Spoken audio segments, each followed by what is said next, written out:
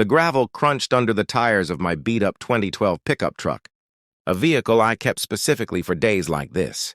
I leaned out the window, inhaling the scent of pine and fresh water. Lake Crestview was a sapphire jewel tucked into the mountains. And on its most prominent point sat the Glass Arc, my $5 million masterpiece of steel, cedar, and floor-to-ceiling reinforced windows. I wasn't there as Elias Thorne, the billionaire venture capitalist. Today I was Eli, a guy in a stained flannel shirt looking for a quiet place to fish. I pulled up to the gate of the Lake Crestview Estates.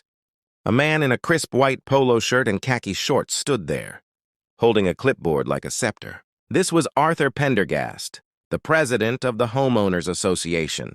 I'd read about him in the local forums. He was a man who measured grass with a ruler and had once fined a widow for having the wrong shade of white on her mailbox. "Can I help you?" Arthur asked, his nose wrinkling as he looked at my truck. "Just headed up to the point," I said, flashing a toothy grin. "Checking on the big house." Arthur's eyes lit up with a predatory gleam.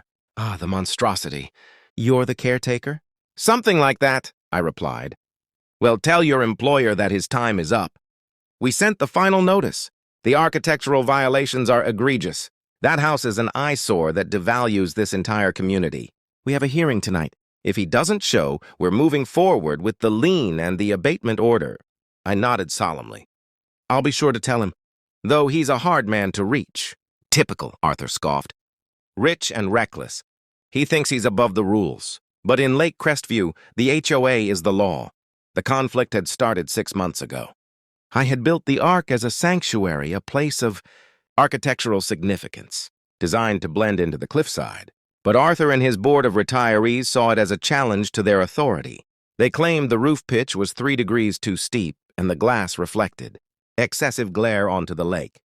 What they didn't know was that I hadn't just bought the lot. I had quietly bought the entire development. Company that owned the land under their houses. I also owned the private utility. Company that provided their water and the maintenance firm that paved their roads. I held the deck. They were just playing with the box. That evening, I walked into the community center. The room was filled with about 20 residents, all looking hushed and expectant. Arthur sat at a long table in the front, flanked by his enforcers, Sarah, a woman who looked like she'd never smiled in her life, and Bill, a retired actuary. I took a seat in the back. I looked like a drifter among peacocks. "Item 1, Arthur announced, banging a gavel. "The Thorne property. We have served multiple notices. Regarding the modernist structure on Lot 42, the owner has failed to comply with the aesthetic standards of the community. Under Section 14B of our bylaws, we have the right to remediate any structure that poses a safety or aesthetic threat to the collective property value. Is that legal?" a younger woman asked from the second row. "It's more than legal, it's our duty," Arthur barked. "We've secured a specialized demolition contractor. Because the structure is deemed unfinished and hazardous, we can bypass the standard waiting period. We have a fund for this. We'll tear it down, lien the property for the costs, and restore the natural ridgeline." I raised my hand. "Excuse me, Mr. President?" Arthur squinted at me. "The caretaker again. What is it?" "I spoke to Mr. Thorne," I said, my voice steady. "He said he's willing to sell the house and the lot to the HOA for, let's say, a symbolic gesture. He's tired of the fight. He'll sign it over for $100, provided the HOA takes full legal and physical responsibility for the site. Immediately, tonight." The room went silent. Arthur's jaw practically hit the table. He looked at Sarah and Bill. They whispered frantically. To them, this was the ultimate victory. They wouldn't just win the war. They would erase the enemy. "He'll sign it over for $100? Arthur asked, his voice trembling with greed. "Total transfer of liability and ownership to the Lake Crestview HOA? Lock, stock, and barrel," I said, pulling a thick envelope from my jacket. "I have the quitclaim deed right here. I'm authorized to sign as his representative. All I need is a check for $100 and a signed resolution from the board accepting the property, as is and assuming all future liabilities." Arthur didn't even call for a vote.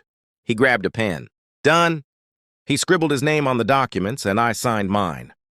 He handed me a crisp $100 bill from his own wallet, smugness radiating off him like heat from a radiator. "You tell your boss he's a coward. Arthur said, clutching the deed to his chest. "And tell him we're bringing the bulldozers in tomorrow morning at 8 a.m. We're going to make an example of that glass cage." "I'll tell him," I said, pocketing the 100.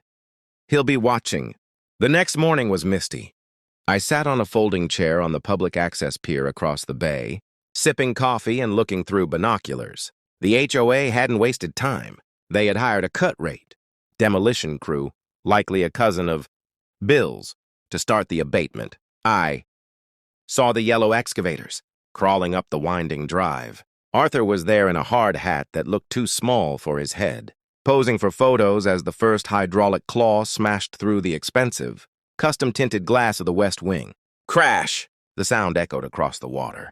It was the sound of 5 million being turned into a pile of expensive trash. Most people would have been screaming. I just checked my watch. By noon, the ark was a skeleton. By 4 p.m., it was a heap of rubble. Arthur was beaming, shaking hands with the neighbors who had gathered to watch the eyesore vanish. That's when I decided it was time to make my second appearance. I drove my truck up to the site, parking right behind Arthur's Lexus. The demolition crew was packing up. The board members were celebrating with plastic cups of sparkling cider. "Coming to see the remains?" Arthur laughed as I stepped out. "It's a beautiful sight, isn't it? The ridge is free again." "It's a very thorough job, Arthur," I said. My tone had changed. The country boy accent was gone, replaced by the cold, precise cadence of a man who moved markets. "Truly impressive. You've destroyed the house. Now I suppose you're ready to handle the rest?" Arthur blinked, his smile faltering. "The rest? What are you talking about? We own the lot now. We'll just seed it with grass and—" "Actually," I said, handing him a new folder, "you don't just own the lot. You own the obligations attached to it. See, Mr. Thorne had a few outstanding issues with the EPA and the state. Geological survey. That house wasn't just modernist. It was an experimental structural stabilization project for the entire cliffside." Arthur's face went pale. "Stabilization? The glass ark was the only thing holding this ridge together," I explained, pointing to the cracked earth where the heavy machinery had been. The foundation was a complex web of deep earth anchors. By demolishing the structure and vibrating the ground with those excavators, you've triggered a subsidence event.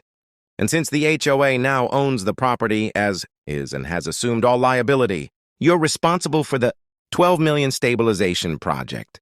The state just ordered. 12 million? Bill choked out, dropping his cider. "At least," I said. "But that's the small stuff. Arthur, remember when I said I owned everything else? I'd like to introduce myself. I'm Elias Thorne." The silence that followed was so heavy it felt like the air had left the mountain. "I bought the Lake Crestview Development Company last month," I continued, leaning against my truck. "Which means I'm technically your landlord for the common areas. And since the HOA just spent its entire reserve fund on this demolition and is about to go bankrupt from the state fines, I'm afraid I have to declare the HOA insolvent." "You can't do that!" Sarah shrieked. "I can, and I am. According to the master deed, if the HOA fails to maintain its financial obligations, the management reverts to the primary landholder. That's me." I walked over to the edge of the rubble, looking down at the $100 bill in my hand. "You guys wanted to use the rules to bully a neighbor. You wanted to destroy something? Beautiful, because it didn't fit your narrow little boxes. So I let you. I let you destroy my 5 million mansion for 100. It was a cheap price to pay to see who you really were." Arthur was shaking. "We'll sue you. This was a setup." "Sue me with what money?" I asked gently. "You've signed away your legal defense fund to the demolition crew. And as your new director of community standards, I have some bad news. These white polos you're all wearing, they're the wrong shade of white. That's a $500 fine per person per day starting tomorrow." I turned back to my truck, but stopped and looked at the ruin of my beautiful home one last time. It hurt to see it gone, but the land was still there. And more importantly, the peace was back. "Oh, and Arthur?" I called out. "I'm dissolving the HOA effective immediately. No more rulers for the grass. No more fines for the mailboxes. Everyone here is free to paint their houses whatever color they want. Except you, since your house sits on land now zoned for environmental remediation. Due to the cliff instability you caused, you'll need to vacate by the end of the month." I climbed into my truck and started the engine. The roar of the old V8 felt like a victory lap. As I drove down the winding mountain road, I looked in the rearview mirror. The leaders of Lake Crestview were standing in a circle around a pile of broken glass and twisted metal, looking small and broken. I had lost a house, but I had gained a kingdom, and the best part was they had done the hard work for me. They had spent their own money, their own time, and their own reputations to tear down their own power. I reached the gate, the one where Arthur had stopped me just 24 hours ago. I didn't stop this time. The gate stayed open. In fact, I'd have my crew come and take the gate down tomorrow. The lake looked beautiful in the afternoon sun. I pulled over at a small turnout, took out my fishing rod, and walked down to the water's edge. I had $100 in my pocket and a whole lot of peace and quiet ahead of me. It was the most expensive fishing trip I'd ever taken. But as the first cast hit the water, I knew it was worth every penny. The HOA thought they were protecting their value, but they never realized that some things like freedom, justice, and a really good view don't have a price tag. They had no idea I owned it all, but they certainly knew it now.